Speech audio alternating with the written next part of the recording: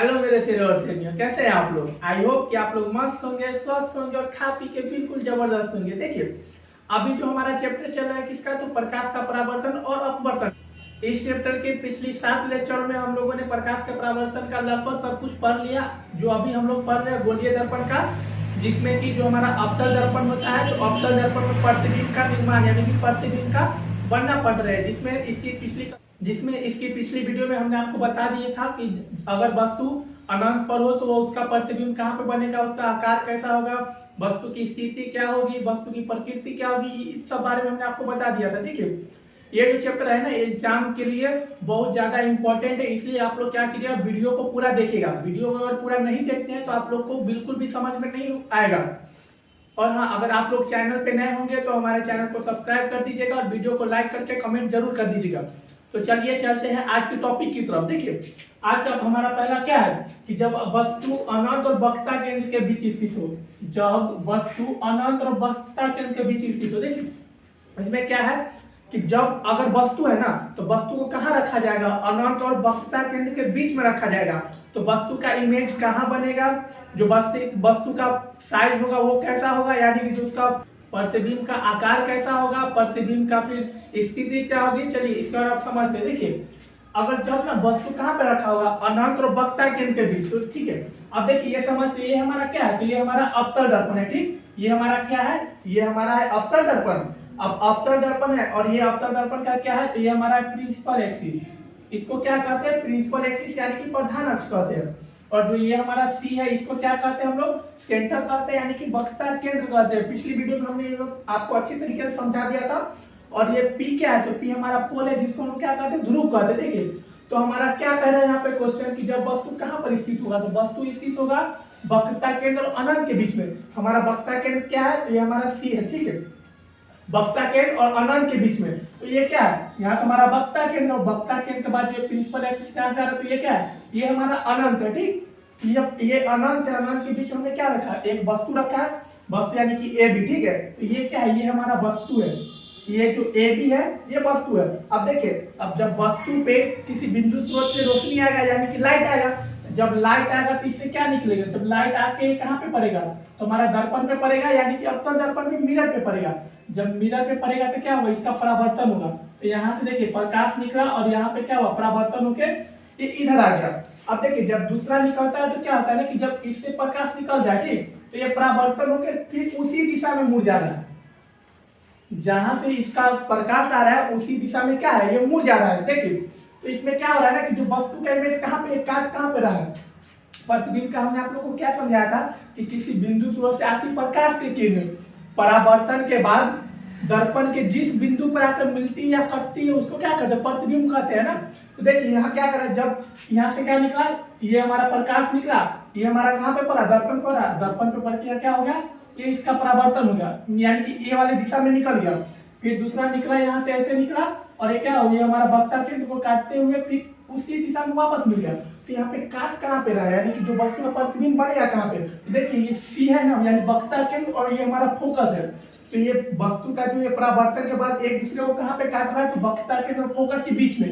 तो यही जब फोकस पे काटेगा तो यहाँ पे वस्तु का प्रतिबिंब बनेगा ना। देखिए यही हमारा वस्तु का प्रतिबिंब बन रहा है। और देखिए जब वस्तु का प्रतिबिंब बनता है कैसा बनता है, यहाँ पे लिखा हुआ है V1 और A1 यानी कि उल्टा बनेगा। ठीक है, तो देखिए हमने क्या लिखा, जो वस्तु का स्थिति है ना, जब अगर वस्तु, देखिए जब वस्तु का स्थिति यानी कि वस्तु कहाँ पर स्थित हो यानी कि रखा कहाँ पे जाएगा, तो जो हमारा वस्तु का स्थिति है वो कहाँ पे रखा जा रहा है, तो अनंत और वक्रता केंद्र के बीच में रखा जा रहा है। अब वस्तु कहाँ पे रखा गया, अनंत और वक्रता केंद्र, तो ये हमारा वक्रता केंद्र था, ये हमारा प्रिंसिपल एक्सिस है और प्रिंसिपल एक्सिस की इधर जो क्या है वो अनंत हो गया हमारा। तो यहाँ पे ये हमारा वस्तु रखा गया। अब जब वस्तु से प्रकाश निकला हुआ कहाँ पे पड़ा, दर्पण पे पड़ा, दर्पण पे पड़ के ये सेम दूसरे दिशा में वापस लौट गया यानी कि उसका परावर्तन हो गया। अब जब एक हुआ फिर दूसरा वस्तु से प्रकाश निकला वो क्या हो गया, तो जब परावर्तन हुआ दर्पण के साथ उससे उसी दिशा में लौट गया।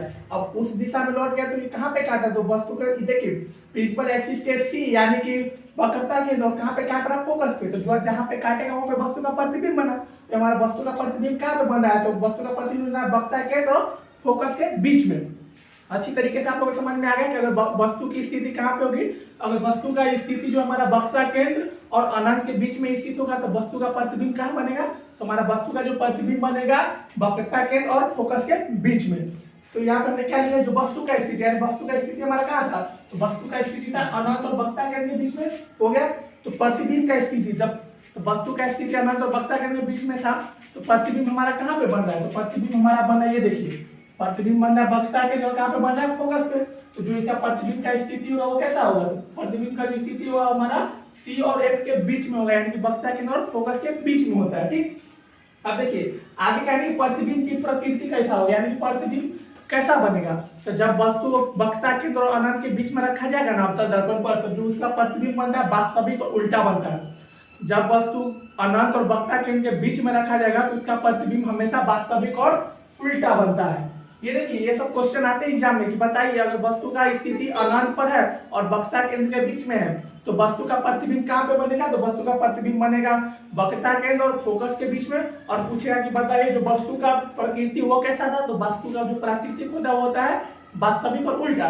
अब देखिए एक और क्वेश्चन यहाँ से आता है कि बताइए अगर वस्तु अनंत और वक्रता केंद्र के बीच में है तो जो वस्तु का आकार होगा वो कैसा होगा। तो देखिए वस्तु का आकार ना वस्तु से छोटा बनेगा, क्योंकि देखिए फिगर में देख लीजिए ये हमारा वस्तु है ना, तो यहाँ पे काट रहा है तो वक्रता केंद्र और फोकस के बीच में काट रहा है। अब वक्रता केंद्र और फोकस के बीच में काट रहा है तो वस्तु का प्रतिबिंब कैसा बन रहा है, उल्टा बन रहा है, वस्तु से छोटा बन रहा है।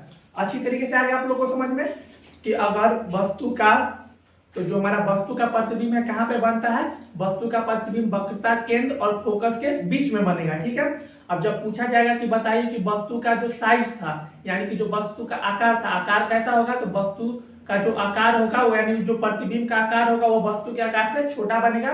जब पूछा जाएगा कि प्रतिबिंब की प्रकृति कैसा था, तो जो वस्तु प्रतिबिंब का प्रकृति होता है वो कैसा होता है, तो वस्तु का प्रतिबिंब का प्रकृति होता है वास्तविक और उल्टा बनेगा। ठीक, और जो इसका स्थिति यानी बनता कहाँ पे है, तो वक्रता केंद्र और फोकस के बीच में बनता है। देखिए दूसरा हमारा क्या था कि मान लीजिए देखिए जब दिया है कि जब वस्तु का अवतल दर्पण के कहाँ पे रखा जाएगा, फोकस पे।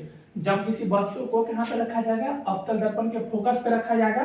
तो अवतल दर्पण के फोकस पे रखा जाएगा तो वस्तु का हमारा स्थिति क्या होगा, प्रतिबिंब की स्थिति क्या होगा, प्रतिबिंब की प्रकृति क्या होगा, प्रतिबिंब का आकार क्या होगा। ऐसे एग्जाम में पूछा जाएगा हमेशा। ठीक है, हमेशा एग्जाम में पूछा गया। इसे जो 6 बनते हैं ना, 6 फिगर बनते हैं अवतल दर्पण पे कहाँ कहाँ बनता है, जो इमेज बनता है उससे हमेशा 2 नंबर के लिए एक क्वेश्चन पूछे जाते हैं। ठीक है, देखिए तो जब अगर वस्तु को हम लोग कहाँ पे रखेंगे, अवतल दर्पण के फोकस पे रखेंगे। ठीक, तो ये हमारा क्या है, ये हमारा अवतल दर्पण है। ठीक, ये हमारा अवतल दर्पण, ये हमारा हो गया इसका प्रधान अक्ष यानी कि प्रिंसिपल एक्सिस, ये हमारा हो गया फोकस, ये हमारा है पोल। देखिए तो कहाँ पे कह रहा है क्वेश्चन, क्या कह रहा है कि वस्तु का स्थिति क्या होना चाहिए, यानी कि वस्तु को कहाँ रखा जाना चाहिए। तो जो वस्तु को हम लोग कहाँ रख रहे हैं, तो हम लोग रख रहे हैं फोकस पे। जो वस्तु उसको हम कहाँ पे रख रहे हैं, फोकस पे। तो देखिए ए बी हो गया जो हमारा ये वस्तु है। ठीक, अब देखिए जब वस्तु को फोकस पे रखा गया, ठीक है, तो यहाँ पे क्या निकले, यहाँ से हमारा लाइट निकला। जब वस्तु पे हम लोग लाइट चलाएंगे तभी तो प्रतिबिंब बनेगा ना, यानी कि रोशनी आएगा तब। तो जो वस्तु से यहाँ पे प्रकाश निकल रहा है, अब प्रकाश निकल रहा है दर्पण से टकरा के क्या हो रहा है, वापस मुड़ जा रहा है। वस्तु से टकरा के कहाँ मुड़ रहा है, वापस मुड़ जा रहा है। ठीक, अब फिर देखिए जब वस्तु से दूसरा प्रकाश निकल रहा है ना, तो क्या हो रहा है कि जब दर्पण से टकरा रहा है ना, तो दर्पण से टकराने के बाद वापस उसी दिशा में मुड़ जा रहा है। जब दर्पण से टकराएगा ना तो परावर्तन के बाद उसी दिशा में मुड़ जा रहा है। ठीक, तो यहाँ पे तो क्या है, यहाँ पे तो कोई बिंदु पे काट नहीं रहा है। तो अगर कोई बिंदु पे नहीं काट रहा है तो उसका तो प्रतिबिंब बनेगा नहीं। तो देखिए जब यहाँ पे होगा ना तो यहाँ पे बहुत दूर जाके मान लीजिए कि यहाँ पे काटेगा, ये आया यहाँ पे काट दिया, ये वस्तु का बन गया क्या, ये वस्तु का हमारा बन गया प्रतिबिंब। ठीक, तो जो हमारा वस्तु का प्रतिबिंब होगा वो कहाँ पे बनेगा, तो वस्तु का प्रतिबिंब अनंत पे बनता है। ठीक है, अगर वस्तु कहाँ पे रखा जाएगा, अवतल दर्पण के फोकस पे रखा जाएगा तो जो उसका प्रतिबिंब होगा कहाँ पे बनेगा। देखिए तो प्रतिबिंब यहाँ पे बना रहा है, क्योंकि देखिए जब प्रकाश का परावर्तन हुआ तो दर्पण से टकरा के यहाँ क्या हुआ, ये एक दूसरा दिशा में मुड़ गया। और जब एक प्रकाश निकला ना तो यहाँ से फिर वापस उसी दिशा में मुड़ गया ऐसे। तो अब क्या हुआ, जब अनंत पे बन रहा है इसका, क्योंकि वो तो बहुत दूर जाके मिलेगा। ठीक है, तो कहाँ पे हुआ, अनंत पे मिला है, अनंत पे यहाँ पे वस्तु का प्रतिबिंब बन गया। ठीक है, और जब अनंत पे वस्तु का प्रतिबिंब बना तो वस्तु से बहुत बड़ा बनेगा। ठीक है, अब देखिए जो हमने क्या लिखा था, जो वस्तु का स्थिति यानी वस्तु का स्थिति कहाँ है, तो ये वस्तु का स्थिति करने क्या मतलब, वस्तु कहाँ पे रखा गया, तो वस्तु कहाँ पे रखा गया, हमारा फोकस पे रखा गया। ठीक है, क्वेश्चन के अकॉर्डिंग वस्तु हमारा कहाँ पे रखा गया, फोकस पे।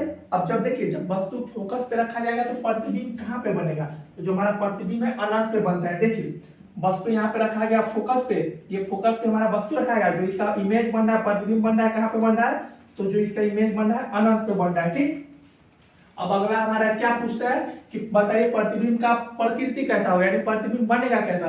तो जो हमारा फोकस पे जब भी रखा जाएगा ना वस्तु को, तो उसका प्रतिबिंब कैसा बनता है, वास्तविक और उल्टा बनता है हमेशा। ठीक है, वास्तविक ये बनना है और ये उल्टा बनेगा, तब यहाँ पे हमने बी और ए लिखा है। ठीक है, वस्तु का प्रतिबिंब कैसा बनेगा, वास्तविक और उल्टा। और जो प्रतिबिंब का आकार होगा, तो प्रतिबिंब का आकार क्या होगा, तो जब भी वस्तु अनंत पे बनेगा, अगर वस्तु का प्रतिबिंब यानी इमेज अनंत पे बन रहा है तो उसका जो, देखिए जब वस्तु अनंत पे बनेगा, ठीक है, वस्तु का प्रतिबिंब कहाँ बनेगा, अनंत पे बनेगा।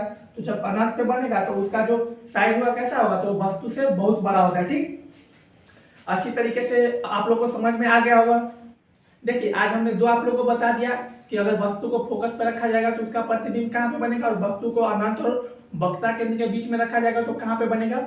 एकदम सिंपल और बेसिक तरीके से, अच्छी तरीके से आप लोग को समझा दिया हमने। ठीक है, मिलते हैं अब अगले क्लास में। आज के लिए इतना ही। अगर आप लोग से एक रिक्वेस्ट है, अगर आप लोग चैनल पे नए होंगे तो चैनल को सब्सक्राइब कर लीजिएगा और जो उसका बेल आइकॉन होगा उसको ऑल पे प्रेस कर दीजिएगा, ताकि हमारे हर क्लास का नोटिफिकेशन आप लोग के पास पहुंच जाए। और जो हमारा वीडियो है उसको वीडियो को लाइक करके आप अपना कमेंट और फीडबैक दे दीजिएगा। मिलते हैं अब अगली क्लास में। अभी के लिए इतना ही। Bye bye, take care.